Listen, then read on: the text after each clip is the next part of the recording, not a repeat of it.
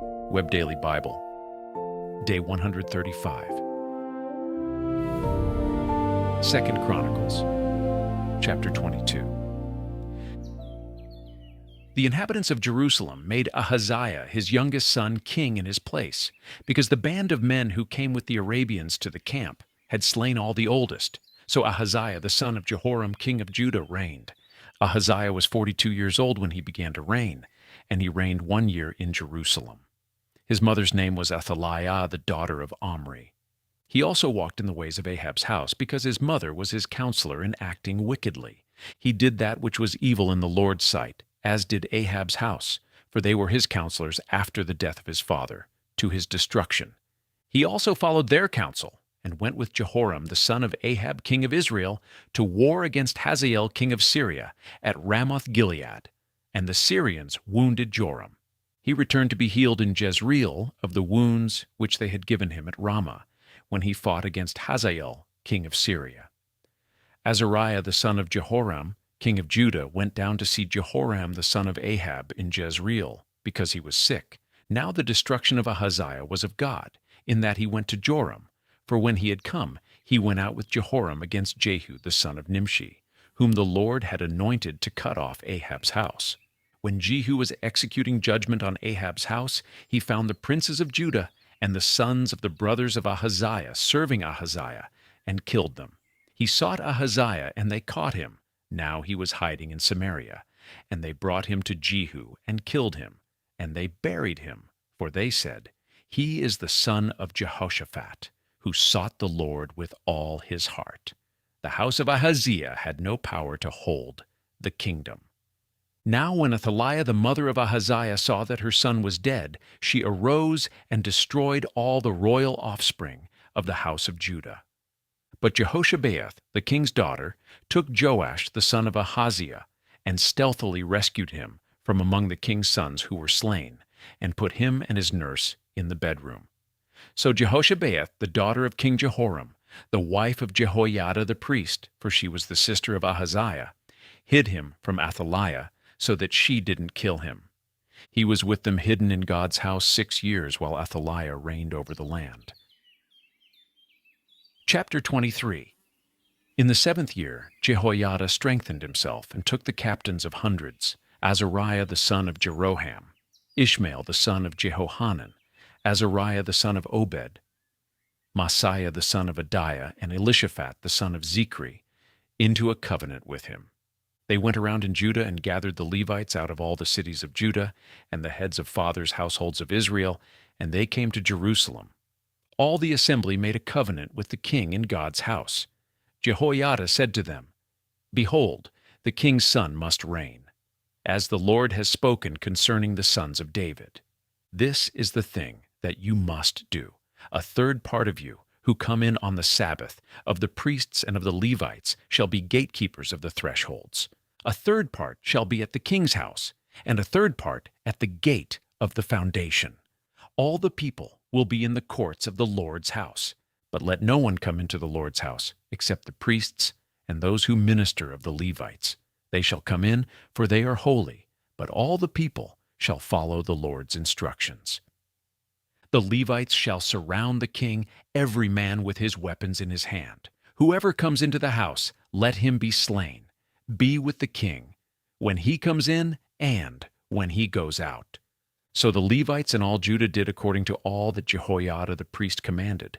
They each took his men, those who were to come in on the Sabbath, with those who were to go out on the Sabbath, for Jehoiada the priest didn't dismiss the shift. Jehoiada the priest delivered to the captains of hundreds the spears, bucklers, and shields that had been King David's, which were in God's house. He set all the people, every man with his weapon in his hand, from the right side of the house to the left side of the house, near the altar in the house, around the king. Then they brought out the king's son, put the crown on him, gave him the covenant, and made him king. Jehoiada and his sons anointed him, and they said, "Long live the king." When Athaliah heard the noise of the people running and praising the king, she came to the people into the Lord's house. Then she looked, and behold, the king stood by his pillar at the entrance, with the captains and the trumpeters by the king.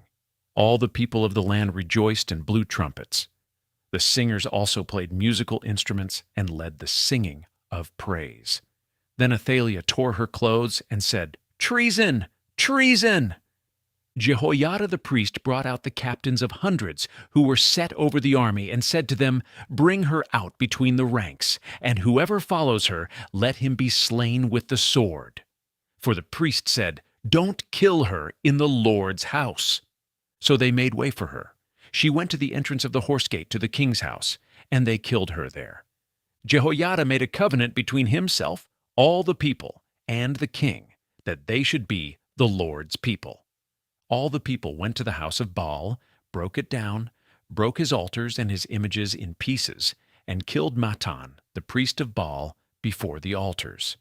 Jehoiada appointed the officers of the Lord's house under the hand of the Levitical priests, whom David had distributed in the Lord's house, to offer the burnt offerings of the Lord, as it is written in the law of Moses, with rejoicing and with singing, as David had ordered. He set the gatekeepers at the gates of the Lord's house, that no one who was unclean in anything should enter in. He took the captains of hundreds, the nobles, the governors of the people, and all the people of the land, and brought the king down from the Lord's house. They came through the upper gate to the king's house, and set the king on the throne of the kingdom. So all the people of the land rejoiced, and the city was quiet. They had slain Athaliah with the sword. Chapter 24. Joash was 7 years old when he began to reign, and he reigned 40 years in Jerusalem. His mother's name was Zibiah of Beersheba. Joash did that which was right in the Lord's eyes all the days of Jehoiada the priest. Jehoiada took for him 2 wives, and he became the father of sons and daughters. After this, Joash intended to restore the Lord's house. He gathered together the priests and the Levites, and said to them, "Go out to the cities of Judah and gather money to repair the house of your God from all Israel from year to year. See that you expedite this matter." However, the Levites didn't do it right away. The king called for Jehoiada the chief and said to him, "Why haven't you required of the Levites to bring in the tax of Moses, the servant of the Lord, and of the assembly of Israel, out of Judah and out of Jerusalem, for the tent of the testimony?" For the sons of Athaliah, that wicked woman, had broken up God's house, and they also gave all the dedicated things of the Lord's house to the Baals. So the king commanded, and they made a chest, and set it outside at the gate of the Lord's house. They made a proclamation through Judah and Jerusalem to bring in for the Lord the tax that Moses, the servant of God, laid on Israel in the wilderness. All the princes and all the people rejoiced and brought in and cast into the chest, until they had filled it. Whenever the chest was brought to the king's officers by the hand of the Levites, and when they saw that there was much money, the king's scribe and the chief priest's officer came and emptied the chest, and took it, and carried it to its place again. Thus they did day by day, and gathered money in abundance. The king and Jehoiada gave it to those who did the work of the service of the Lord's house.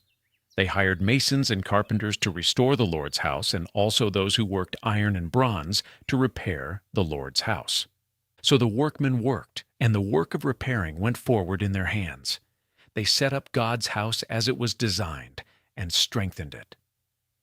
When they had finished, they brought the rest of the money before the king and Jehoiada, from which were made vessels for the Lord's house, even vessels with which to minister and to offer, including spoons and vessels of gold and silver.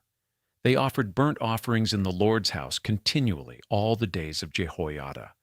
But Jehoiada grew old, and was full of days, and he died. He was 130 years old when he died. They buried him in David's city among the kings, because he had done good in Israel, and toward God and his house. Now after the death of Jehoiada, the princes of Judah came and bowed down to the king. Then the king listened to them.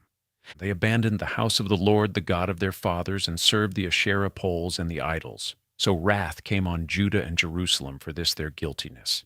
Yet he sent prophets to them to bring them again to the Lord, and they testified against them, but they would not listen.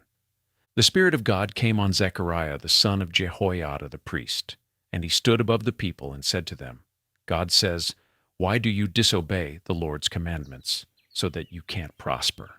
Because you have forsaken the Lord, he has also forsaken you." They conspired against him, and stoned him with stones at the commandment of the king in the court of the Lord's house.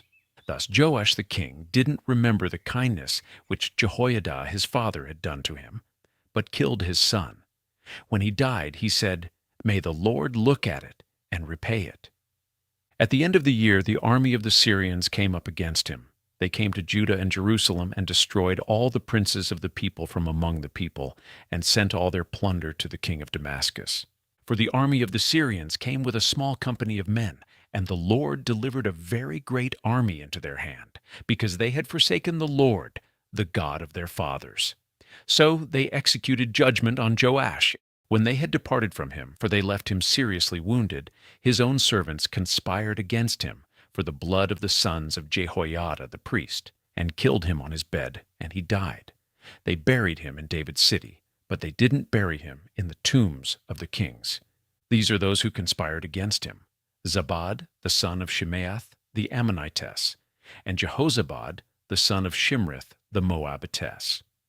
Now concerning his sons, the greatness of the burdens laid on him, and the rebuilding of God's house, behold, they are written in the commentary of the book of the kings. Amaziah his son reigned in his place.